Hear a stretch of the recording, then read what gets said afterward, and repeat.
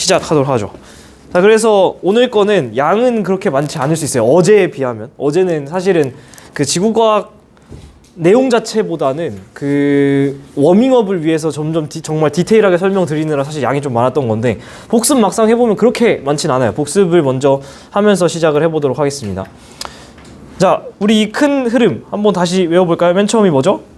대류기동설, 그 다음 멘틀 대류설, 그 다음 음양측시법을 통해서 봤더니 해저가 확장한다는 해저 확장설, 그 다음에 변환단층 까먹으시면 안 되고 판구조론, 그리고 오늘 풀음구조론까지 해서 이제 설명을 마무리하도록 할 거예요. 그리고 그 고지자기 연구가 도대체 뭔데, 개념 설명으로도 쉽지 않은데 여기는 제가 미리 말씀드리는데 문제 진짜 많이 풀어봐야 돼요. 문제편 다운 받으셔서 그 여기까지 하면은 제가 어디까지 풀 수 있는지 이따가 정리해 드릴 거거든요. 그 부분까지 주말 동안 좀 열심히 풀어보시고 적용해 보셔야 됩니다. 정말 중요해요. 중요한 포인트 몇 개만 좀 짚어봅시다. 그 대류기동설, 판게아라는 초대륙을 얘기했었죠. 언제? 고말중초. 그게 대충 몇 억 년 전이었죠? 2.5억 년 전. 이때 엄밀히 말하면 2.7억 년 전인데 2.5억 년 전. 여기 고생대 말, 중생대 초. 고생대 캄오실대 석패, 중생대 트지백, 신생대 팔내사. 입에 좀 붙여주시고요. 그 앞에 성칸무리아는 시원하다. 시생누대, 원생누대. 경계는 어떻게 찾냐? 555 써주는데 625 이렇게 해가지고 5.5억 년 전, 2.5억 년 전, 0.65억 년, 즉 6,500만 년 전 이렇게 되는 거고요. 625, 25 가면은 시원하다의 경계도 나오고요. 지구 나이는 45, 46, 47, 48 뭐 그 정도 되지만은 그 앞에 거는 너무나도 오래됐기 때문에 정보를 알아낼 수 없어서 40억 년 정도 전부터 우리가 정보를 얻을 수 있다. 이거는 우리가 뒤쪽에 화석할 때 좀 더 디테일하게 할 거예요. 4가지 증거를 줬는데 사실은 그 4가지 증거가 해안선 모양이 유사하다라는 게 첫 번째 증거. 봤더니 비슷하게 생겼다.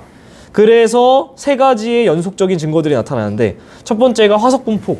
대표적으로 계속 등장했던 게 메소사우루스 글로소프테리스고, 작년 수능 특강에 이제 리스트로사우루스도 최초로 등장을 했었던 기억이 있습니다. 이 화석 분포가 연속적으로 나타나는 건 언제 화석? 고말중초에 만들어졌으니까 그거보다 앞전 화석, 그러니까 고생대 화석들인 거예요. 그죠? 그리고 고생대까지 있던 남극의 빙하 분포가 또 연속적이다라. 찰은 빙태석 이런 것들이 있었는데 사실은 뭐 디테일한 거는 외우지 않으셔도 될 것 같습니다. 또 요거는 좀 외워주셔야 된다 했었죠. 지질 구조가 연속적이다. 미국, 남미, 삼바축구, 가운데 있는 바다 이름 뭐? 대서양. 그 넘어가면 이쪽에 유럽, 아프리카 있는데, 그 미국 있는 북아메리카 동쪽 지점과 유럽 서쪽 지점에 어떤 얘네들이 부딪혀 있을 때 하나의 산맥이 있었는데 지금은 찢어져서 사실은 다른 동네 다른 산맥처럼 보이는 거죠. 그래서 미국 동쪽에 있는 산맥 이름이 뭐다? 에팔레츠. 유럽 서쪽에 있는 게 뭐다? 칼레도니아. 세트 유칼, 육개장 가육스 이렇게 기억하시면 된다. 가끔 북아메리카 서쪽, 유럽 동쪽이라는 말도 안 되는 페이크 치는 거 있는데 그런 거에 당하시면 안 된다. 이거는 그냥 참고만 하세요. 출제된 적은 없는데 그런 게 있다. 다 좋은데, 증거 다 좋은데 뭐가 안 됐다?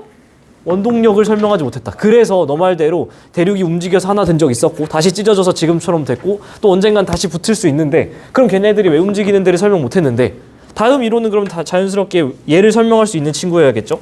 그래서 얘가 왜 움직이는데를 뭐로 설명하죠? 멘틀의 대류. 그래서 두 번째 멘틀 대류설로 갑니다. 멘틀이 대류해서 아마도 얘들이 움직이는 것 같다라는 얘기를 하는데요. 멘틀 대류가 만약에 상승을 하게 되면 애를 계속해서 찢겠죠. 그래서 새로운 해양 지각이나 혹은 대륙 지각을 만들어낼 수 있는 거. 표면은 한정적인데 계속해서 어느 곳에서 생성이 된다면 어느 곳에서는 소멸이 돼야 되잖아요. 그게 바로 어떤 게 되는 거죠? 해구가 되는 거다.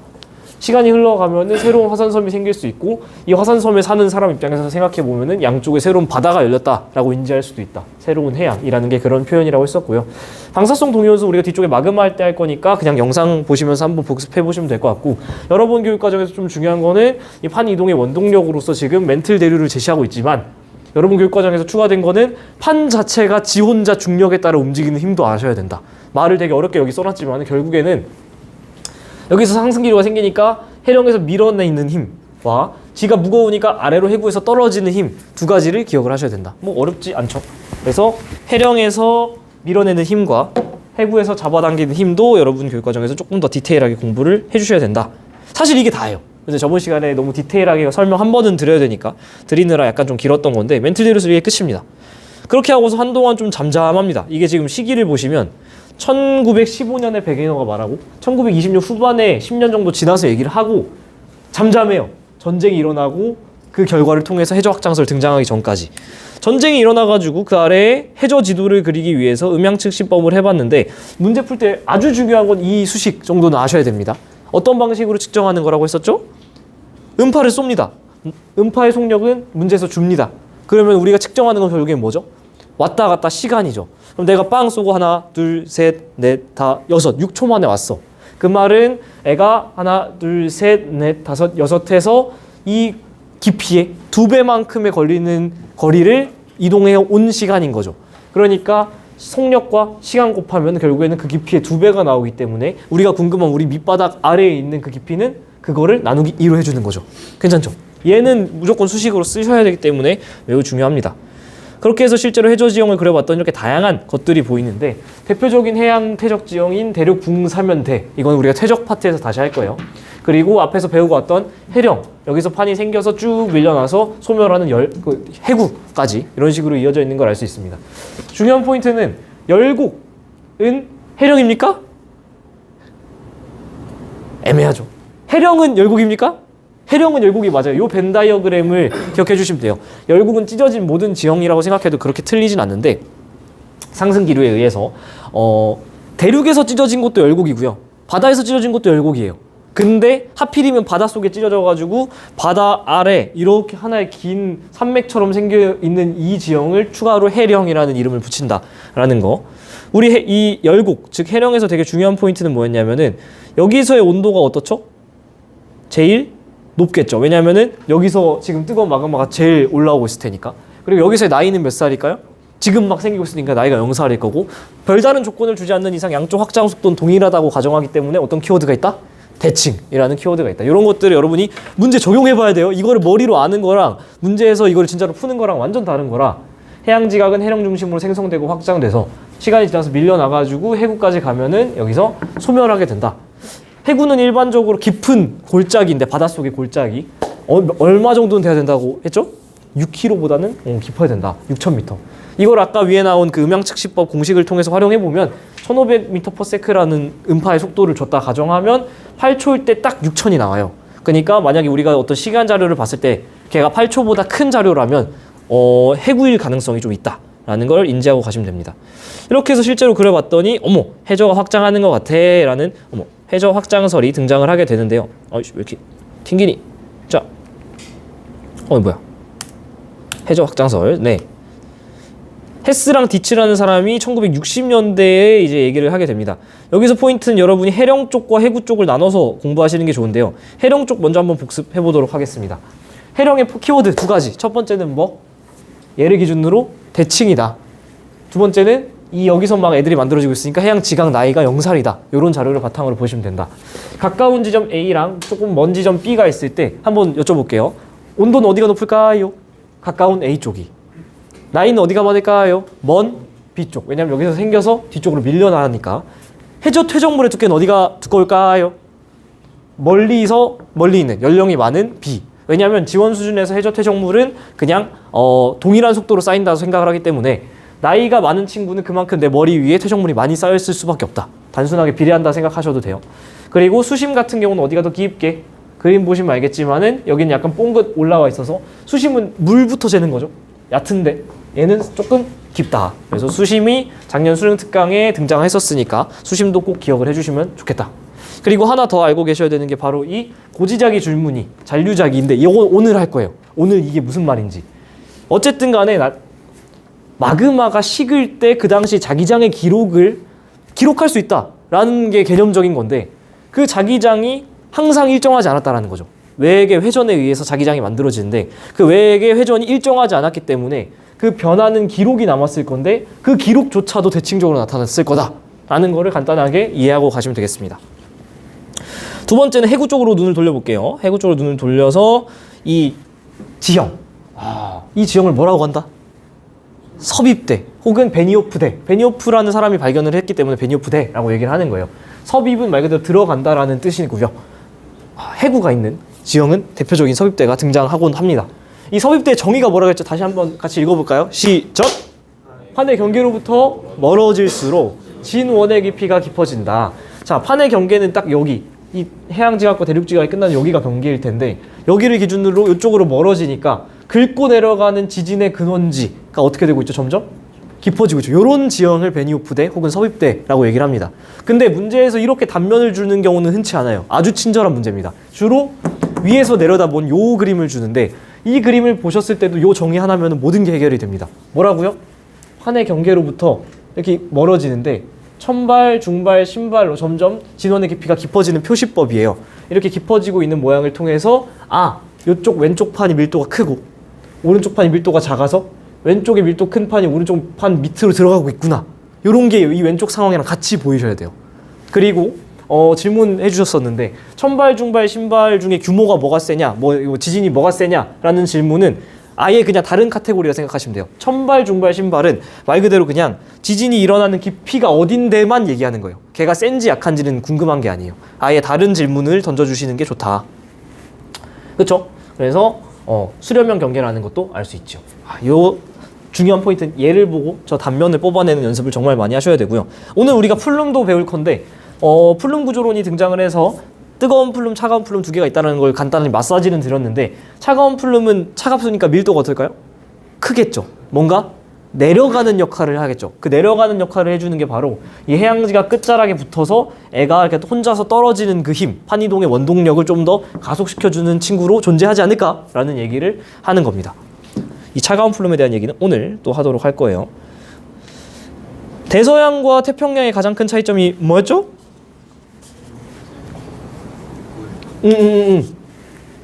대서양은 이 바다를 봤을 때 거의 다 뭐죠? 해령이 있고 이 주변에 해구가 거의 없어. 해령은 판이 어떻게 되는 곳이죠?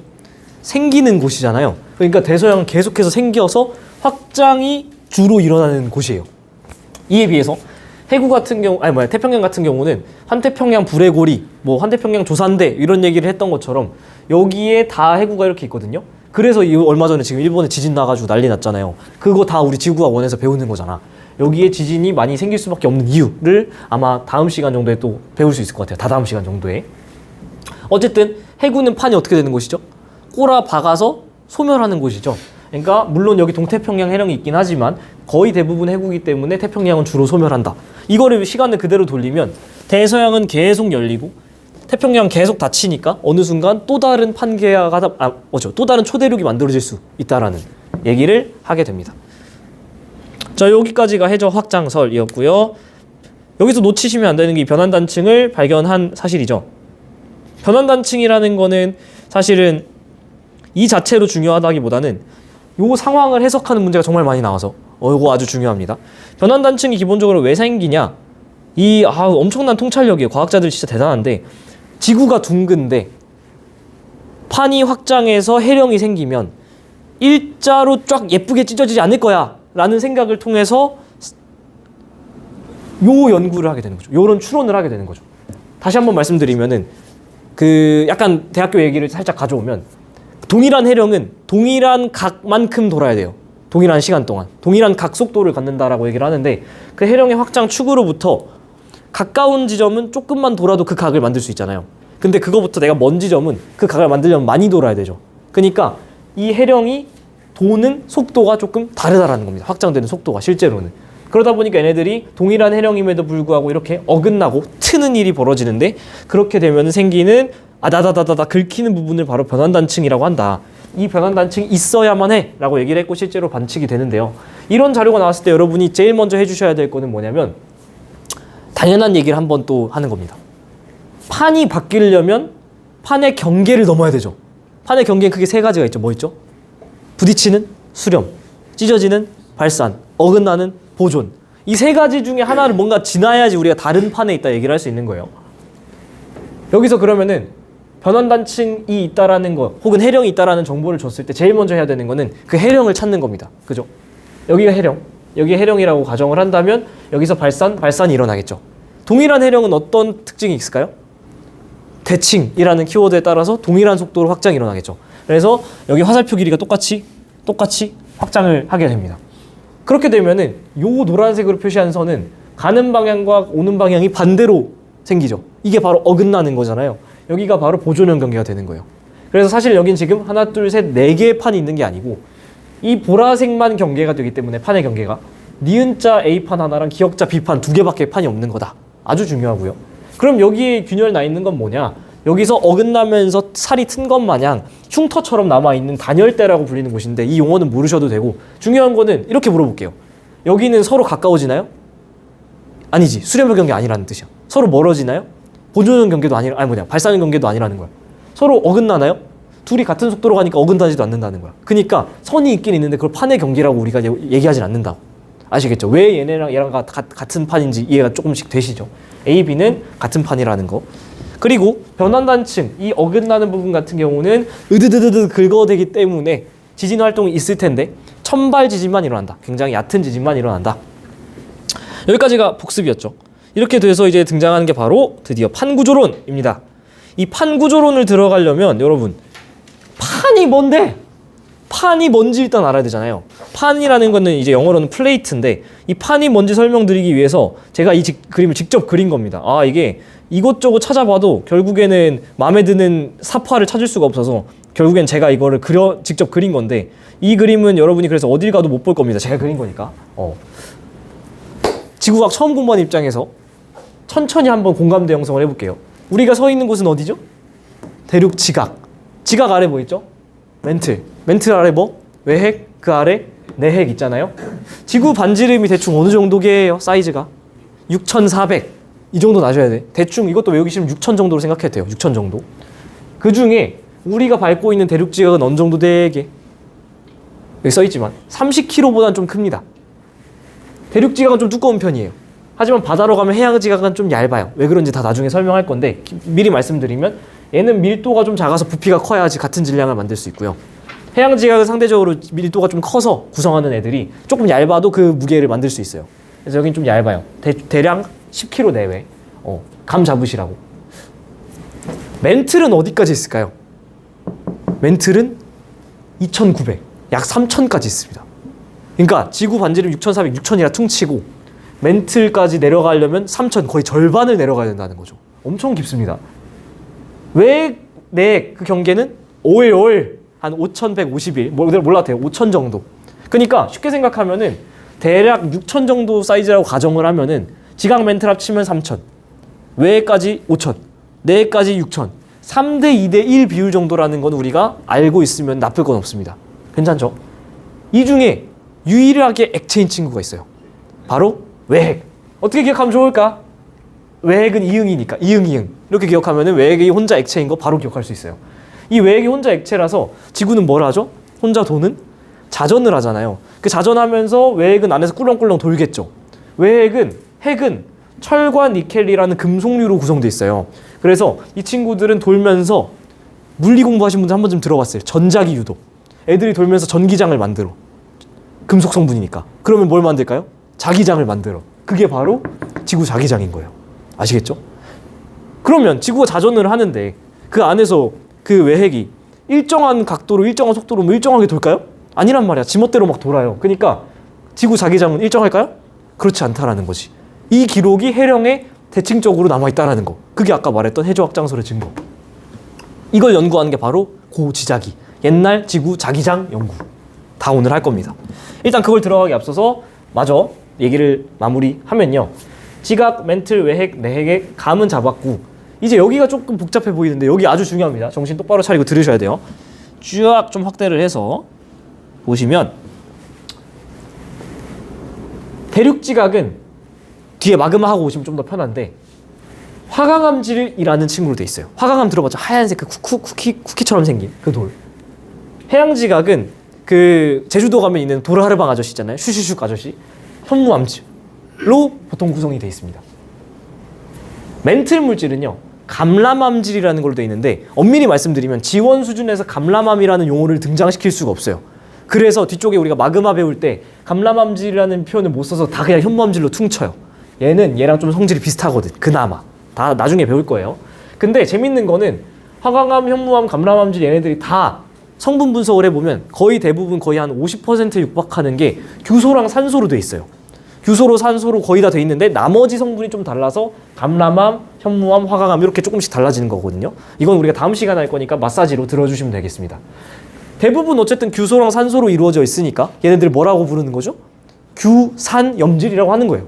결국엔 규산염질이 큰 카테고리고 그 안에 규소 산소의 비율이 어떤지 그리고 그걸 제외한 나머지 비율이 어떤지에 따라서 감람암, 현무암, 화강암 뭐 이런 것들로 나누는 거예요. 그렇구나. 멘틀이 너무 크잖아요. 그러니까 멘틀을 좀 나눠서 얘기를 해야 돼요. 쉽게 나누면 어떻게 되는 거죠? 그냥 반띵 치면 되잖아요. 반띵이 정확히 깊이 반띵이 아니고 상부 멘틀과 잘 봐요. 하부 멘틀. 이 멘틀을 지금 두 개로 쪼갤 거예요. 상부랑 하부. 요 경계, 요 사이 경계가 670이란 숫자. 이건 좀 외워주셔야 돼요. 이 670이라는 숫자를 눈에 익혀놓으셔야 돼. 670. 이 670이 상부 멘틀과 하부 멘틀의 경계로서 우리가 대충 약속을 합니다.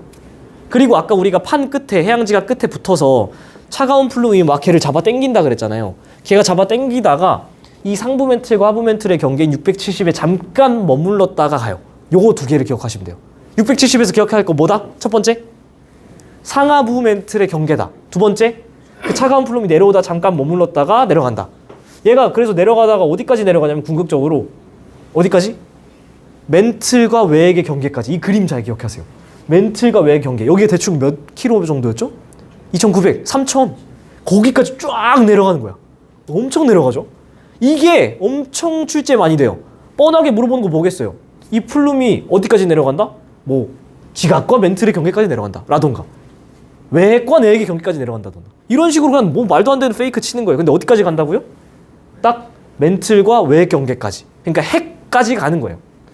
여기서 이 핵은 당연히 엄청나게 뜨거울 거잖아요. 덜 식었으니까. 그 핵으로부터 얘가 열을 받으면 차가운 플룸이 어떻게 될까? 뜨거운 플룸이 되는 거예요. 어머 뜨거워졌네. 그럼 밀도가 어떻게 될까? 감소하겠죠? 그럼 어떻게 될까? 뜨겠지. 푹. 이게 뜨거운 플룸의 상승. 이게 그 말로만 듣던 열점, 하와이. 그게 이거예요. 별거 없죠?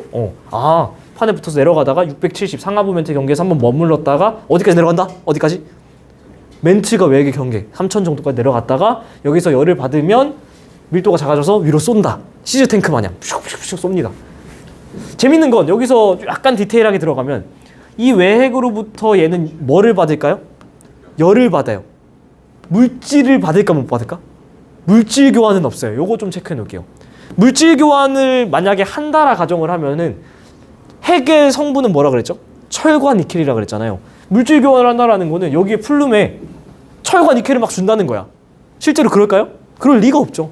그래서 이런 식으로 페이크 거는 적이 한두 번 있었으니까 물질 교환은 하지 않고 열만 공급받는다. 요것만 좀 체크해 주시면 될 것 같습니다. 좋아요. 상부 멘틀, 하부 멘틀 670.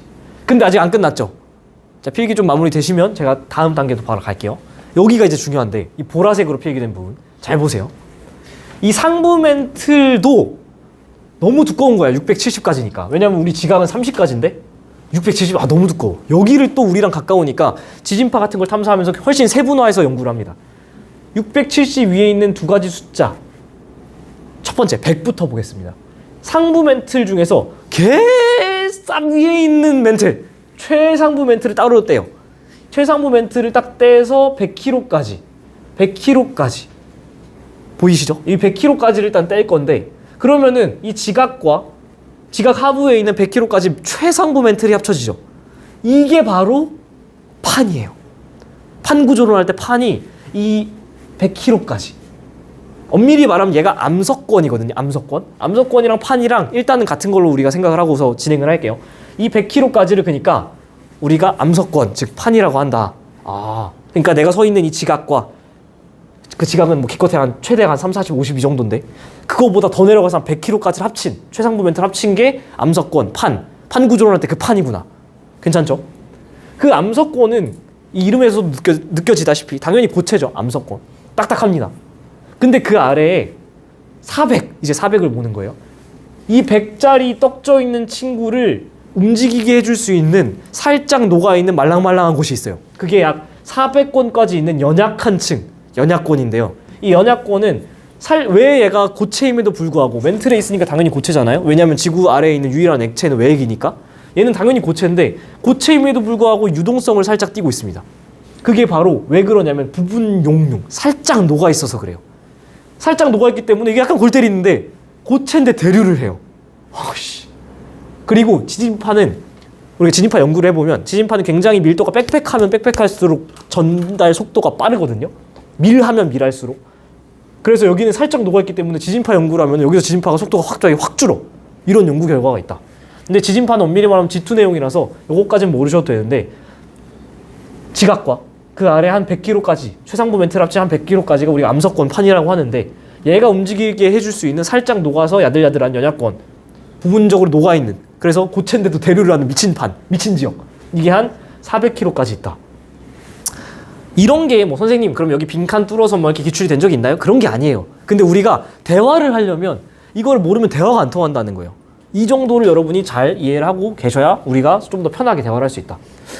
선생님 암석권과 판 같은 거라고 했는데 사실은 엄밀히 말하면 같은 게 아닙니다. 그 근거는 뭐냐면 2023년 수특 지원의 2강 2.1번인데요. 재작년 수특입니다. 그러니까 여기에서 뭐라 그러냐면 판은 암석권의 조각이다 라고 얘기를 해요. 이게 무슨 뜻이냐면 암석권은 이 100km까지 있는 모든 것들을 다 그냥 암석권이라고 얘기를 하는데 사실 이거는 수직적인 규모에서 본 거고 수평적인 규모에서 보면은 사실은 이런 식으로 또 수평적으로 애들이 막 쪼개져 있잖아요. 이거 하나가 또 다른 판인 거예요. 이게 다 각각 판인 거고 이게 또 아래로 내려가서 100km까지 있겠죠. 대략 일반적으로. 그럼 걔네들을 암석권이라고 한다. 그래서 결국에는 솔직히 말하면 암석권과 판을 그렇게 크게 구별하진 않아요. 됐죠? 여기는 여러분이 제가 하나 부탁을 드리는데 이면지 꺼내서 한 2-3번은 꼭 그려보세요. 그리면서 영상 따라서 어느 부분에 좀 더 집중을 해야 되는지 체크를 하고 보통 빨간색으로 제가 체크하는 것들은 여러분이 좀 꼭 아셔야 되는 부분이니까 거기에 방점을 찍고 공부하시면 좋겠습니다. 지원에서 지구과학에서 제일 중요한 개념을 하나 찾아달라라고 하면 저는 주저하지 않고 밀도를 얘기할 것 같아요. 밀도라는 건 여러분 물리하시지 않는 분들도 이 정도는 아셔야 돼요. 부피분의 질량이 밀도죠. 그지? 이 밀도라는 거가 왜 중요하냐면 밀도가 크면은 어떻게 될까요? 가라앉아요. 밀도가 작으면은 떠요. 이거는 지구과학 전체를 관장하는 어떤 법칙입니다. 지질에서는 밀도가 큰 판은 가라앉고 가벼운 플룸은 뜨고 대기 해양에서는 밀도가 큰 공기덩어리나 물덩어리는 가라앉고 가벼우면 뜨고 천체에서도 밀도가 큰 친구는 별의 중심으로 가라앉고 작으면은 뜨고 이 밀도라는 게 결국엔 모든 것들을 설명할 수 있는 아주 유용한 열쇠가 됩니다. 우리가 위에서 봤던 그 내부 구조랑 같이 한번 보세요. 필기랑 같이. 이 밀도는 어느 순서로 커지냐면 지금 우리가 서 있는 대륙지각 그리고 바로 옆에 있는 해양지각 그 다음 멘틀, 외핵, 내핵 순으로 밀도가 커져요. 왜 그러냐면이라는 질문 자체가 좀 웃기긴 한데 지구 맨 처음에 생겼을 때 겁나 뜨거워서 얘네들 다 녹아 있었을 거잖아요. 그때 알아서 밀도 큰 순서대로 분류가 된 거예요. 알아서 다 녹아 있을 때 무거운 거 알아서 핵으로 처박히고 가벼운 거 알아서 위로 뜬 겁니다. 그 상태로 겉에서부터 식으니까 지금 봤을 때 신기할 정도로 아래로 내려가면 내려갈수록 밀도가 커지네? 라고 생각을 하는 건데 사실은 알아서 다 섞여 있을 때 밀도 큰 애들이 핵으로 내려가고 밀도 작은 애들이 지각적으로 떠오른 겁니다. 이걸 조금 더 유식한 말로 뭐라 그러냐면 층상구조라고 해요. 층 모양으로 애들이 뭔가 깔끔하게 분류가 돼 있다. 지구 표면에 크고 작은 여러 가지 판이 상호작용해서 지진, 화산, 스폭 산맥 같은 걸 만드는 게 바로 판구조론의 뜻입니다. 재밌는 거 하나 해보면 이건 당연히 출제된 적은 없는데 제가 간단한 계산을 통해서 멘틀이 그럼 얼마나 대단한 친구인지를 계산할 수 있는데요. 지각과 멘틀 다 합치면 대충 6,400 중에 어느 정도까지 내려가야 된다 했죠? 2,900, 3,000 거의 절반 정도까지잖아요. 그러니까 사실 핵이 차지하는 거는 가운데 한 3,000 정도밖에 없어요. 나머지 바깥은 다 지각과 멘틀인 거잖아요. 간단하게 산수해 보면은 전체 부피는 파이 r 세제곱 그쵸? 맞나? 아니 뭐래? 맞죠? 3분의 4 파이 r 세제곱 그러니까 8분의 핵을 차지하는 건 1밖에 안 되니까 결국에 멘틀이 차지하는 건 8분의 7이나 된다는 거. 수학적으로 간단하게만 계산해봐도 멘틀이 엄청나게 큰 걸 알 수 있습니다. 자, 여기까지가 판구조론이었고요. 판구조론 다음에는 이 모식도를 봤을 때 플룸구조론이 가야 될 것 같지만 순서는 고지자기 연구 먼저 갑니다. 고지자기 연구. 자, 여기가 아주 중요하니까 한번 기지개 한번 켜고 숨 한번 돌리고 여기서부터 또 집중해서 한번 보도록 할게요. 오늘은 사실은 앞에 거는 그냥 여러분이 혼자 공부해도 충분히 할 수 있어. 근데 여기 이해하는 게 제일 중요합니다. 제가 여기에 소제목을 붙였어요. 이 고지작이라는 거를 말씀드리기 앞서서 다시 한번 좀 말씀드리면 유일하게 액체인 지점이 어디라고요? 외핵. 얘가 철질로 돼 있기 때문에 돌면서 자기장을 만들어서 전기장을 만들어서 자기장을 만든다 했죠. 전자기 유도로. 그렇게 해서 만들어진 이 그 자기장을 연구를 하는 건데, 이 자기장이 잘 보세요. 제가 소제목을 뭐라 붙였냐면 대륙 분포 변화의 이해를 돕는 고지자기 연구라고 붙여놨어요. 제가 이렇게 붙여놓은 이유가 있습니다. 왜냐하면 이 부분이 제가 미리 말씀드릴게요. 지질 파트 킬러로 나옵니다. 제일 어려운 문제 3점짜리로 나와요. 근데 그 문제들을 풀다 보면 일종의 현타가 옵니다. 내가 이걸 도대체 왜 공부하고 있지? 그냥 이거 변별하려고 힘들게 하려고 내는 거 아니야? 그렇지 않다라는 거예요. 이 연구의 자체의 목적을 잊으면 안 돼. 안 그러면 그냥 문제 푸는 기계밖에 안 돼요. 얘를 공부하는 이유는 뭐라고요? 굳이 교육과정, 아까 말했잖아. 판구조론에서 풀림구조론 넘어가면 깔끔한 그 순서에 왜 하필이면 얘를 껴놨을 거냐고. 얘를 껴놓은 이유는 이걸 통해서 대륙 분포 변화, 즉 판구조론에 대한 정보를 명확하게 얻어낼 수 있기 때문이에요. 이 본질을 잊으면 스트레스만 받습니다. 자, 처음 들을 때는 어렵지 않아요. 천천히 잘 따라옵시다. 자, 진짜 처음부터 다 알려드림. 지구는 뭘 하죠? 태양 주변을 공전합니다. 무슨 방향으로? 반시계에. 이 정도 납시다. 지구는 또 뭘 하죠? 혼자 도는 자전을 하죠. 자전은 또 무슨 방향으로 하죠? 반시계. 둘 다 반시계. 지구 자전축은 어떻게 돼 있죠? 23.5도 기울어져 있어요. 얘도 아셔야 돼요. 나중에 뒤에서 배울 건데 이 23.5도도 변해요. 방향이 지금 이렇게 빠져 있는데 돌기도 하고요. 그리고 이가 돌고 있는 궤도 자체도 움직이기도 하고요. 궤도가. 다 나중에 배울 겁니다. 자, 이 자전축. 이렇게 23.5도 휘어져 있습니다. 오케이. 자전축이 하나의 막대기잖아요. 지구는 어떤 공이고 거기를 딱 뚫으면 딱 뚫리는 그 모찌떡을 뚫었을 때 뚫리는 그 점이 생기죠. 딱 자전축이 뚫고 지나가는 이 지점. 이 지점은 뭘 할까요? 북극. 여기는 남극. 근데 지금 여기 진북이라고 써놨죠. 진북은 뭐의 줄임말이냐면 진짜 북극이라는 거예요. 어머! 선생님 그럼 가짜 북극도 있나요? 가북은 없고요. 진북이랑 같이 여러분이 꼭 보셔야 되는 게 자북이 있어요. 자기 북극이라는 뜻이에요. 이게 뭐냐면 진북은 자전축이 뚫고 들어갔을 때 뚫리는 그 지점이 진짜 북극인데 한마디로 지구본에서 이렇게 돼가지고 지구본 제일 윗지점. 자북은 뭐냐면 우리가 지구 외핵이 회전하면 어떤 자기장을 이렇게 만들겠죠. 그럼 그 자기장에 축이 있겠죠. 그 축은 계속 변한다 그랬죠. 그 축이 변할 때 걔가 뚫고 지나가는 지점도 계속 변하겠죠. 그래서 이 자북은 계속 변해요. 시간에 따라서 계속 변하고 일반적으로 이 진북과 자북이 같을까 다를까? 같은 게 더 이상하다는 거예요. 왜냐하면 잘 보세요. 제가 여기 비유를 하나 써놨는데 진북이 예를 들면 제 척추라고 생각을 해봅시다. 그리고 자북은 자기 축은 제 손목이라고 생각을 해볼게요. 그럼 얘가 이렇게 동일하게 이렇게 돌아줘야 제가 이렇게 동일하게 돌려줘야 이거랑 같은 방향이니까 정확히 똑같은 지점을 뚫겠죠. 근데 자기장은 계속해서 바뀌니까 제가 손목을 계속 돌리면서 이렇게 돌릴 거예요. 피자 도우 돌릴 때. 그러면은 내가 뚫고 들어가는 내 척추 라인이랑 지금 이 손목 라인이랑 일치하는 시점이 있어요, 없어요? 있긴 있겠지.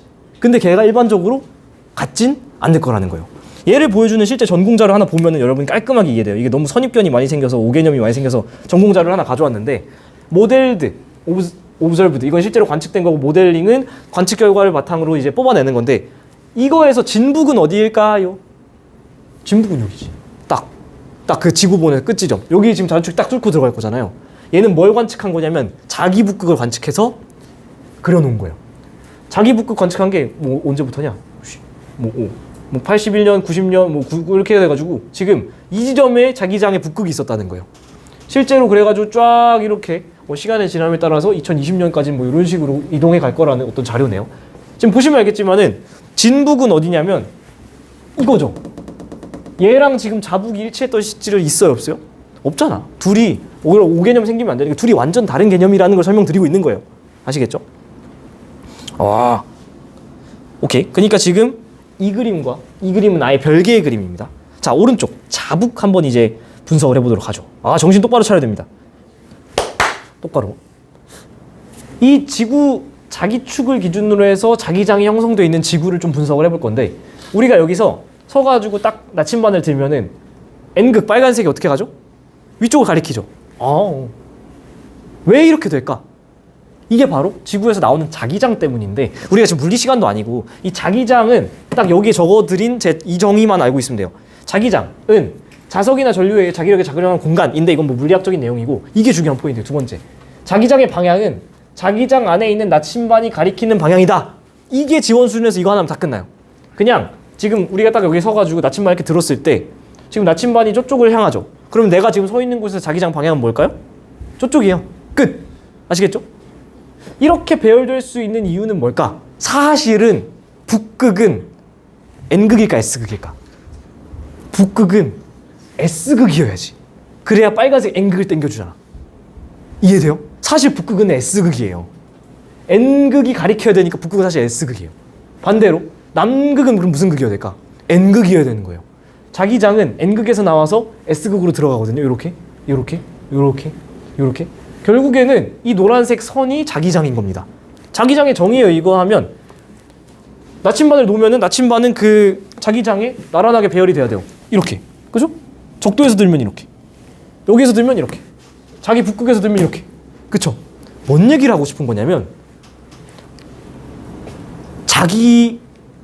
내가 드는 나침반은 내가 지구상 어느 위치에 있느냐에 따라서 위아래로도 움직일 수 있다는 거예요. 이 말 이해돼요? 그래서 여러분 원피스 한 번쯤 봤을 수도 있는데 원피스에서 나미의 포지션이 뭐죠?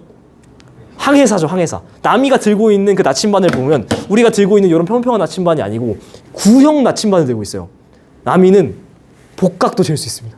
위아래 움직이는 그거를 알아서 내가 위도 어느 위도에 있는지도 항해하면서 알아낼 수 있는 거예요.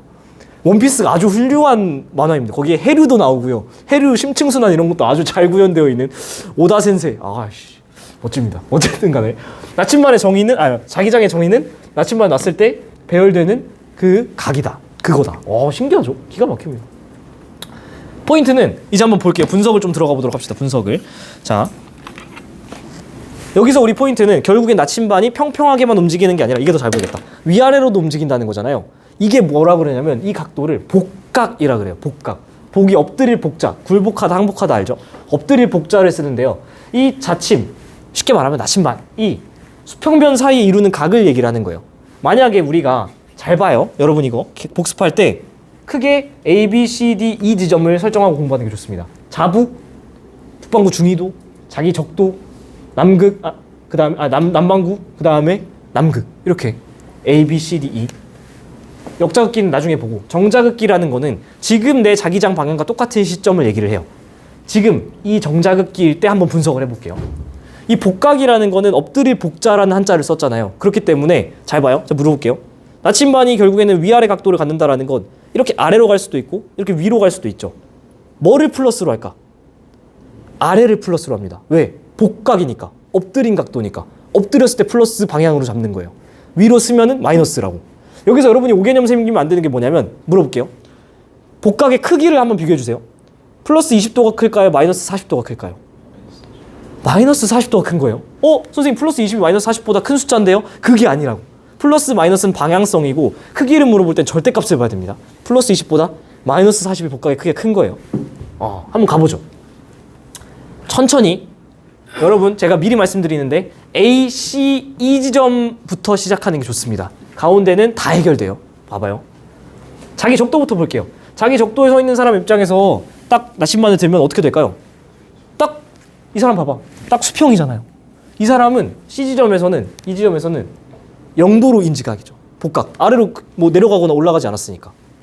그러면 이번에 A로 가볼게요. A 지점으로 가면은 여기 자기장 봐봐요. 슉 나와서 슉 들어가니까. 그러니까 어떻게 되는 거죠? 나침반이 아예 그냥 플러스 90도로 꼬라 박는 거야. 이해돼요? 아예 그냥 이렇게 돼버리잖아 나침반이. 그럼 이건 복각 몇 도? 플러스 90. 그러니까 지금 A 지점 플러스 90. 그러면 이 A와 C 사이에 있는 B는 무조건 뭐? 플러스겠지 뭐. 아시겠죠? 조금 더 디테일하게 가볼까? 자기 적도에서 자기 북극으로 가는 동안 복각의 크기는 어떻게 될까? 커지겠지. 이 정도 알면 끝. 다시 한 번 더. 자기 적도에서는 나침반이 어때요? 평평하겠지. 근데 이번에 오히려 자기 남극으로 가면 어떻게 되죠? 나침반이 위로 빨딱 섰죠. 나는 이렇게 거꾸로 서 있는데 나침반 위로 올라오니까 이렇게 빨딱 서잖아. 그러면 이번은 몇 도예요? 위로 갔으니까 마이너스 90도. 괜찮아요? 그러면 C 지점에서는 자기 적도에서는 0인데 여기서는 마이너스 90도니까 그 가운데 있는 남반구는 마이너스 90도에서 0도 사이겠죠. 마이너스 90도에서 0도 사이. 조금 더 디테일하게 가면 C에서 E로 가면 갈수록 각도는 어떻게 될까요? 복각의 크기는 커지는 거예요. 상범아! 정신 차려! 일어나야지. 정자각기 됐지? 자, 이 표로 모든 거 해결합니다. 정자극기 이해됐어요? 역자극기는 뭐냐면 이거 그림 또 그릴 필요 있어 없어? 전혀 없어요. 그냥 반대로 뒤집으면 돼요. 역자극기는 여기서 나와서 여기로 들어가는 게 아니라 외액이 미쳐서 반대로 돌아가지고 여기서 나와서 여기로 들어가는 거예요. 그릴 필요 없어요. 여러분 충분히 할 수 있어요. 이 정도. 한번 해볼까? 역자극기를 뒤집혔다라고 하면은 C부터 시작해보죠. 자기 족도에서는 어떨까요? 방향만 반대로 된 채로 어쨌든 위든 아래든 가지 않고 평평하겠죠. 0도. 이번에 북반구 위쪽으로 가볼까요? 이번엔 어떻게 될까요? 아까는 아래로 팍 90도였는데 이번엔 뒤집혔으니까 어떻게 될까? 팍 위로 올라오겠죠. 그러니까 A 지점은 마이너스 90도가 되는 거예요. 됐어요? 그러면은 북반구 중위도는 마이너스 90도에서 0도 사이. 됐죠? 다시. 여기에서는 방향만 반대지 어쨌든 간에 위아래에 어떤 구부린 각도는 없죠. 그러니까 여전히 0도인데 이번에는 오히려 남극으로 갔을 때 어떻게 되죠? 아까 남극에서 위로 빨딱 섰는데 지금은 오히려 남극에서 꼬라박는 역자극기가 된 거죠. 그러면은 여기서 플러스 90도. 그럼 남반구 중위도는 C2로 가면 갈수록 점점 복각의 크기가 커지고 플러스 90에 가까워지는. 괜찮지? 이거 하나만 이해하면은 여러분이 일단은 중급자 이상으로 발돋움을 하는 겁니다. 괜찮죠? 복각. 당연히 이건 그냥 참고만 하세요. 원래대로라면 교육과정에서는 이 위아래에 변화가 있으면 양옆에 변화도 있겠죠. 그게 바로 편각이라는 건데 이건 교육과정이 아니에요. 치우칠 편자를 써서 진북을 기준으로 해서 그러면은 애가 얼마나 틀어졌는데 라는 거를 얘기하는 게 있었어요. 예를 들면 동쪽으로 치우치면 동편각 플러스, 왼쪽으로 치우치면 서편각 마이너스. 그냥 이런 게 있다. 몰라도 됩니다. 여러분 교육과정에서 빠졌습니다. 근데 중요한 포인트는 이렇게 해서 결국에는 옛날 지구 자기장을 통해서 대륙의 위치를 파악할 수 있다는 거죠. 얘 복각이 어느 정도인데? 그러면은 얘가 어느 정도 위치에 있었는데? 를 볼 수 있다는 거죠. 이거 너무 중요하다고 제가 써놨는데 왜 너무 중요하냐? 지금 보셔서 알겠지만은 복각은 자기 적도에서 몇 도죠? 0도였죠. 평평하게. 복각은 아까 여기에서 자기 적도에서 그냥 0도였잖아요. 그러니까 위도 0도잖아요. 복각 몇 도? 0도라는 거예요. 자기 극으로 가면은 플러스 90이든 마이너스 90이든 극지점으로 가면은 위도가 커지면은 복각은 어떻게 됐죠? 복각의 크기는 커졌다. 이거 두 개가 거의 비례하는 관계다라는 거를 일단 첫 번째. 그리고 너무 중요해서 진짜 너무 이게 지금 문제 풀어보신 분들이 이게 얼마나 중요한 말인지 아는데 이 고지자기 복각은 그 생성 당시의 위도를 기록해요. 뭔 얘기? 다시 한번. 여기에 기록된 이 숫자는 복각은 이 마그마가 딱 나와서 얘가 딱 식어서 그때 생성될 때의 위도를 기록하는 거예요. 뭔 얘기냐면 여기서 생겼잖아. 여기서 기록을 했잖아. 얘를 여기로 가져와도 여기 기록이 있는 게 아니라 저기 있던 그 기록이 그대로 있다는 거야. 이게 뭔 얘기냐면 여기에 있던 기록을 갖고 대륙이 이동했으면 지금 우린 여기서 봐서 얘를 분석을 하지만 우린 여기의 자료랑 얘 자료가 안 맞아. 왜? 얘는 원래 저기 있었으니까. 대륙이 이동해왔다는 걸 알 수 있다는 거예요. 이 고지작이 왜 배우는지 알겠어요? 조금 더 디테일하게 들어가면은 이 고지자기를 어떻게 그러면 얻어내는데 바로 자성광물의 잔류자기라는 걸 통해서 얻는데요. 말이 막 어렵죠. 아니야. 조금 더 유식하고 조금 우리 긍정적으로 생각하자. 어차피 공부해야 되는 거. 말이 어렵다라는 건 우리가 이걸 공부해서 받아들였을 때 유식해진다라는 거예요. 우리 좀 멋있어지고 있어. 자, 어떤 마그마가 딱 분출을 해요. 마그마 안에는 광물들이 만들 수 있는 어떤 그 원소 같은 게 있는데 걔네들이 팡 터져 나왔을 때 여기에 있는 화살표는 계속 말씀드렸던 그 나침반 방향이라고 해볼게요. 물론 진짜 마그마 안에 나침반이 있는 건 아니지만 우리가 직관적으로 이해하기 편하기 위해서 걔네들이 마그마가 탕 튀어나왔을 때는 엄청 뜨거워서 지들 마음대로 그냥 마음대로 막 있어요 그냥. 근데 시간이 지나다 보면은 이 마그마가 점점 식겠죠. 식으면은 액체였던 마그마가 식어서 뭐가 되죠? 고체인 돌이 되고 마그마가 식어서 만들어진 돌을 뭐라 그러죠? 화성암, 불로부터 만들어진 돌, 화성암이라고 합니다. 골 때리는 건 이 화성암이 식을 때 그 화성암이 놓인 위치 있잖아요. 그 위치에 걸려있는 자기장이 있을 거잖아요. 그 자기장은 당연히 그 나침반 방향대로 서 있을 거고 이거대로 애가 쫘라락 배열되면서 식어요. 왜요를 묻지 마세요. 이거는 마그마에 있는 자성광물의 성질입니다. 재밌는 건 시간이 지나면은 지구 자기장이 일정합니까? 이 외부에 걸려있는 지구 자기장이 변하잖아요. 그러면은 예를 들어서 시간이 변해서 외부 자기장이 이렇게 변해. 그러면은 내가 똑같은 위치에 서 있어도 아까 나침반이 이렇게 서 있었지만은 지금은 돌아간 채로 서겠죠. 그럼에도 불구하고 여기에 있는 화성암은 어떻다? 이 기록을 그대로 갖고 있다. 그러니까 얘랑 얘를 어떻게 잘 비교하면은 원래 어디 있었는지라던가 어떻게 자기장이 변했는지라던가 분석할 수 있지 않겠어요? 과학자들 똑똑합니다. 그래서 아까 배운 이 복각과 이 자기장 두 개를 합쳐서 하나 연습을 한번 해볼게요. 마지막이에요. 좀만 버텨. 저기에 저런 식으로 남아있는 이거 건너뛰었네요. 외부 자기장의 변해도 화성암의 자성 광물에 기록된 그 자기장의 방향은 그대로 보존된다. 한마디로 그대로 남아있다. 잔류하고 있다. 이게 잔류작이에요. 말 별로 어렵지 않죠. 결국에는 그냥 당연한 얘기를 하는 건데 이 두 가지를 해서 되게 간단한 모식도인데 우리가 뽑아낼 수 있는 게 있습니다. 예를 들면 어떤 잔류자기를 분석해봤더니 나침반이 저기로 배열된대. 그러면 우리가 알 수 있는 건 뭐죠? 저 방향 어딘가로 갔을 때 뭐가 있다? 자기 북극이 있다.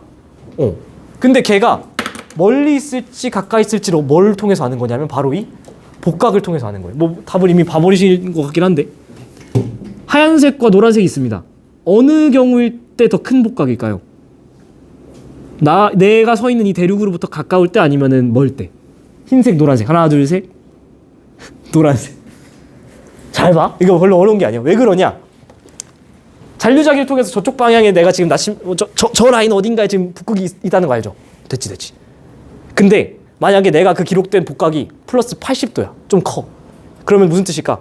이렇게 많이 수직하다는 거죠. 많이 꼬라박았다는 거지. 그럼 어디 있다는 거예요? 여기 바로 앞에. 큰 복각일수록 내 발 밑에 바로 앞에. 괜찮아요? 근데 만약에 복각이 플러스 한 30도 막 이래. 그러면은 저 방향이긴 저 방향인데 조금 내려야 되는 거죠. 그러면은 얘가 어디 있는 거예요? 저 멀리 이렇게 내려가야 되는 거예요. 작은 복각. 괜찮아요? 요 정도 우리가 지금 뭐 구체적인 숫자를 하나도 쓰진 않았지만은 이런 어떤 기본적인 말장난으로만으로도 이 모식도 하나에 많은 정보가 담겨 있다는 걸 알 수 있습니다. 이런 식으로 옛날 자북국의 위치를 찾아낼 수 있다는 거죠. 개념 자체는 굉장히 심플하고 멋있습니다. 충분히 다 할 수 있을 것 같네요. 포인트는 이렇게 해가지고 실제로 과학자들이 연구한 결과를 해석할 수 있어야 돼요. 연구를 해봤습니다. 연구를 했더니 어떤 연구를 했냐면 유럽과 북아메리카 그 둘 사이에는 무슨 바다가 있죠? 대서양이 있잖아요. 대서양 중앙 해령이 있었고 옛날에 얘네가 하나였는데 얘네가 쫙 이렇게 확장을 했다라는 거 우리 알고 있죠. 근데 지금은 어쨌든 다른 동네에 있으니까 유럽이라는 동네에서 5억 년 전 고지자기, 4억 년 전 고지자기, 3억 년 전, 2억 년 전, 1억 년 전 고지자기를 막 분석을 해서 찍어보는 거예요.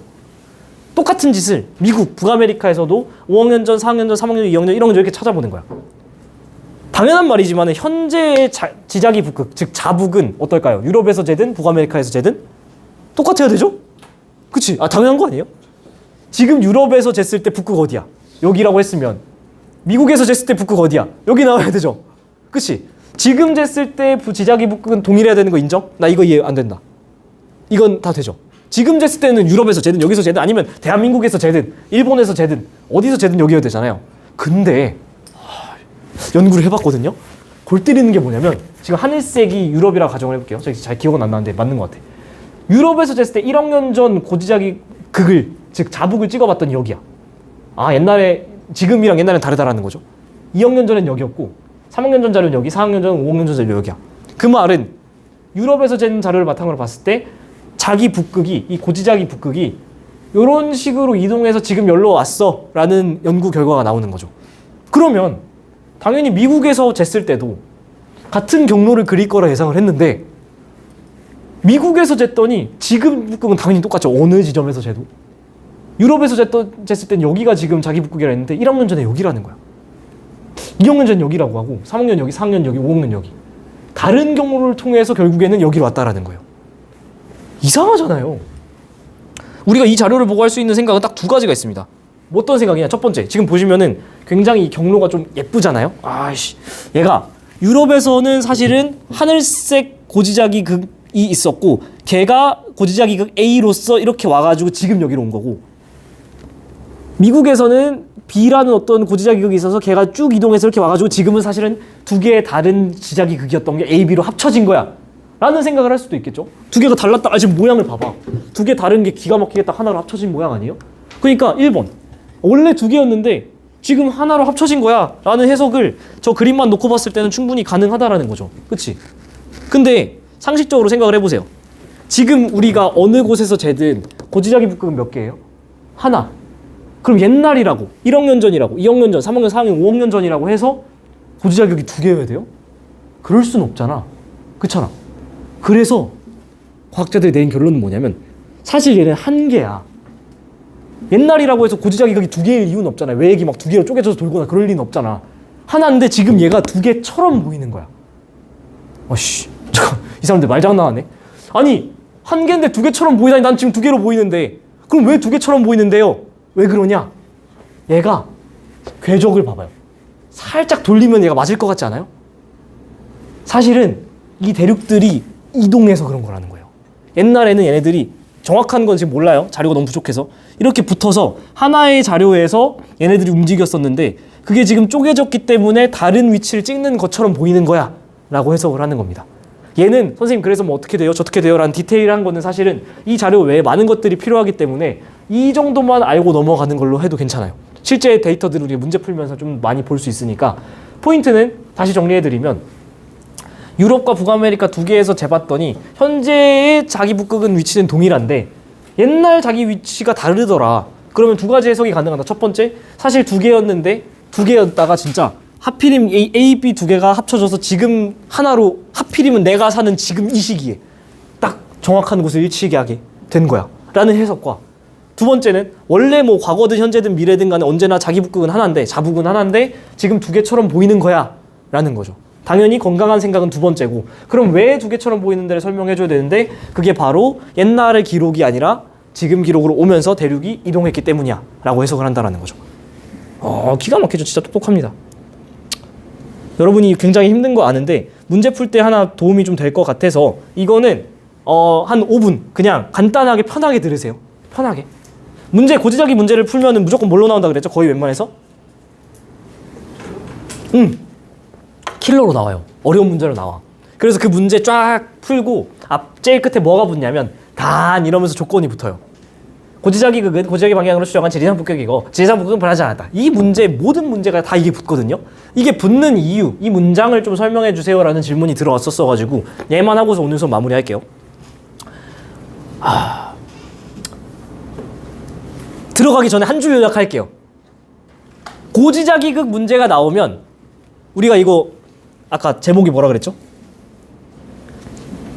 대륙 분포 변화 이해를 돕는다 그랬잖아요. 이 고지자기 문제가 나오면 뭐만 고려하면 된다? 대륙의 이동만 고려하면 돼요. 한 줄 요약하면 이 말이에요. 근데 왜 그렇게 해석이 되는지를 설명드리는 건데 내가 지금 하는 말이 이해가 안 된다. 그러면 그냥 무시하고 고지자기 문제가 나왔을 때 그냥 대륙이 어떻게 변했는지나 찾아야겠다 하고 문제 푸셔도 된다는 뜻이에요. 아시겠죠? 설명하겠습니다. 이제 우리가 이거를 설명하기 앞서서 이 문제 조건을 설명하기 앞서서 배경 지식이 하나 필요한데요. 이거 지구과학 한 바퀴 돌고 온 분들이면은 더 이해가 잘 될 겁니다. 배경 지식. 실제로는 지금 문장을 다시 한번 읽어볼게요. 고지자기극은 고지자기 방향으로 추정한 지리산 북극이고 지리산 북극은 변하지 않았다. 얘에 대한 설명을 좀 하려고. 실제로는 지구가 세차 운동이라는 걸 하고요. 외액도 막 지가 돌고요. 대륙도 당연히 움직이죠. 세차 운동이라는 게 뭐냐면 자전축이 막 지가 도는 거예요. 움직이는 거예요. 그래서 세차 운동으로 인해서 자전축이 변하고 외액이 회전하면은 자기장의 기준인 자기축도 변하겠죠. 그치? 대륙이 이동하면 당연히 대륙의 위치가 변하겠죠. 좌표값이 변화해서 결국에는 자전축이 뚫고 들어가면 뭐죠? 진북이죠. 자기축이 뚫고 들어가면 뭐죠? 자북이죠. 대륙의 위치가 변한 건 당연히 대륙이죠. 얘네 세 개가 다 변해요. 그렇잖아?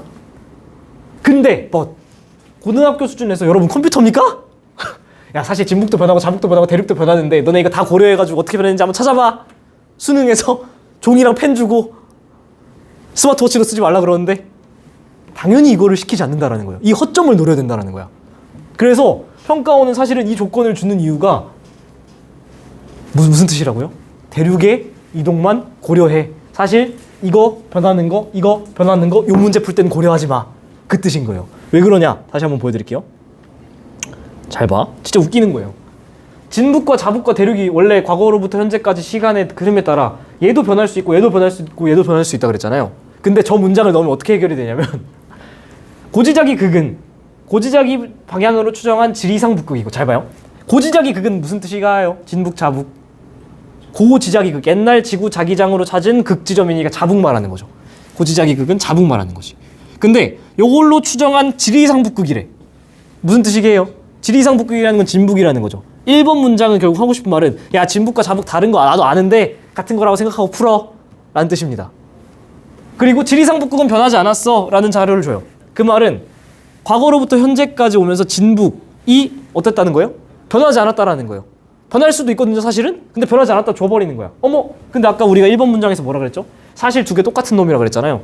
그러니까 진북이 변하지 않는다라는 말을 준 거는 결국에는 두 개 합쳐서 말하면 자북도 변하지 않는다라는 말이에요. 두 개 같은 놈인데 하나 안 바뀌면 나머지 하나도 안 바뀌겠지. 그죠? 결국엔 다 날리고 옛날부터 지금까지 오면서 대륙이 어떻게 이동했는지만 분석하라는 뜻입니다. 그래서 한 줄 요약하면은 이 문장 붙어있으면 뭐다? 아이 진북과 자북의 변화 조건 필요 없고 대륙만 어떻게 변했는지 고려해서 문제 풀어 라는 뜻이라는 거예요. 아시겠죠? 핸드폰 자 핸드폰 용량 문제로 끊겨서 이 뒤쪽만 마저 찍어서 합쳐서 올려드리도록 하겠습니다. 네, 그래서 결국에는 이렇게 다양한 방법들을 활용을 해서 위의 방법들 같은 걸 활용을 해서 대륙 분포의 변화를 재구성하는 게 바로 이제 판구조론 뭐 이런 거인 거죠. 정말 많은 것들을 배웠죠. 박수 한번 치시고 기지개 한번 펴시고. 포인트는 이 정도 큰 그림은 여러분이 이제는 더 편하게 그려주실 수 있다는 건데 맨 처음에 지구가 딱 탄생했을 때는 대충 45억 년, 뭐 6억 년, 7억 년 뭐 논문에 따라 다르고 책에 따라 다르니까 대충 그 정도 전에 지구가 탄생을 했습니다. 근데 그 이후로 한 5, 6, 7억 년 정도는 약 40억 년 전까지는 지구가 너무 뜨거운 마그마 상태에서 다 녹아가지고 막 지들끼리 엉겨붙고 오늘 아까 배운 거 밀도 큰 녀석들은 아래서 가라앉고 좀 가벼운 건 알아서 뜨고 뭐 이런 어떤 격동의 시기였어. 그래서 이때는 정보가 아무것도 없어요. 그래서 이때는 뭐 암흑기라는 표현을 쓰고요. 사실 엄밀히 말하면 저것도 뭐 엄밀한 과학적 용어는 아닙니다. 그냥 간단하게 이건 안 나와요. 그냥 뭐 그렇게 아무것도 정보가 없는 그런 시즌도 있었구나. 오케이. 그리고 나서 시작되는 첫 번째가 성캄브리아대. 그 다음에 고생대, 중생대, 신생대인데 성캄브리아는 크게 시원하다로 나뉜다고 했었고 고생대는 가모시대 석배, 중생대 트지배, 신생대 팔내사 이렇게 나뉘고 얘 기준 어떻게 기억하면 좋냐? 6, 2, 5, 2, 5 이렇게 이어가시면 된다고 했습니다. 그래서 6, 5, 5.5, 2.5, 0.65억 년 전으로 이렇게 기억을 해주시면 되고 아주 중요한 게 바로 백예너가 말했던 고마일중초 판게아 2.7억 년 전에 있던 이 커다란 초대륙인 거죠. 이게 최초의 초대륙이 아니었다라는 걸 이제 아셔야 됩니다. 이 앞에 우리가 알고 있는 초대륙이 하나 더 있는데 그게 바로 약 12억 년 전의 로디니아라는 거죠. 이거 진짜 출제 많이 되고 여기 별표 하나 쳐주셔야 될 것 같은데 이 로디니아는 시생누대가 아니고 보시면 알겠지만 12억 년 전, 즉 25억 년과 5.5억 년 사이기 때문에 원생누대에 해당한다는 거 꼭 아셔야 됩니다. 고마일중초 판게아 때 빵 박으면서 이제 고생대 말에 어떤 산맥들이 생겼다라고 우리가 배웠죠? 바로 북아메리카 동쪽의 에팔레치아, 유럽 서쪽의 칼레도니아. 육개장 칼국수. 오케이. 근데 재밌는 건 여기가 우리가 이제 화석할 때 좀 더 디테일하게 할 건데요. 판게아가 만들어질 때, 즉 온 해양의 생명체가 엄청 많이 살았던 거의 대부분 고생대에는 거의 다 해양 생물체였거든요. 해양 생물체가 엄청 많았는데 판게아라는 초대륙이 만들어지는 건 해양이 닫히고 육지가 된다는 거잖아요. 그래서 엄청나게 많은 해양 생물체가 대거 죽습니다. 우리가 뒤쪽에서 5대 페트백 이렇게 해가지고 5대 대멸종 시기를 외울 거예요. 5대 페트백, 오르도비스기, 대봉기, 페름기, 트라이아스기, 백악기 이렇게 있는데 이 페름기에 대멸종한 이유는 바로 이 판게아 때문이에요. 판게아 때문에.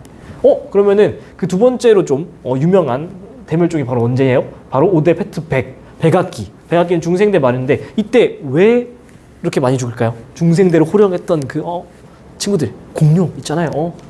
쥐라기 공원, 쥐라기 공원 뭐라 해야 돼? 쥐라기 공원 어쨌든 얘네들이 왜 죽었게요? 운석 빵 맞고 죽습니다. 여러분 운석에 맞아서 죽었다는 게 아니고요. 한 번쯤 봤을지 모르겠는데 뭐 그 공룡들이 이렇게 눈에 덮여서 죽어 있는 그런 사진 한 번쯤 본 적 있나요? 검색하면 나올 것 같은데 공룡들이 이렇게 눈 좀 쌓여가지고 이렇게 공룡 죽어 있는데 일단 대표적으로 보시면은 뭐 운석 맞아서 죽은 게 아니에요. 이게 뭐 공룡 멸종. 보시면은 이게 이런 그림 때문에 여러분이 좀 착각하는데 얘네들이 직접적으로 막 그 인페르노 맞아가지고 막 소행성 맞고 죽은 게 아니에요. 대표적으로 약간 좀 그런 그림 없나? 공룡이 이렇게 전 종종 봤었는데 눈 좀 쌓여가지고 이렇게 막 죽은 이런 건 좀 구글에 치는 게 좋나요? 공룡 멸종. 왜 이렇게 너무 다 다이나믹하게만 그려놨어? 약간 이런 거. 이렇게 뭔가 좀 이거 눈이 아닌가? 어쨌든 그냥 얘기하겠습니다. 왜 그러냐면은 운석이 딱 때렸을 때 엄청나게 큰 충격도 당연히 많이 죽었겠죠. 많이 죽었겠는데 그것보다도 그걸 얻어맞고 화산이 막 분출을 합니다. 화산 분출하면 뭐가 나오죠? 화산재가 막 나오잖아요.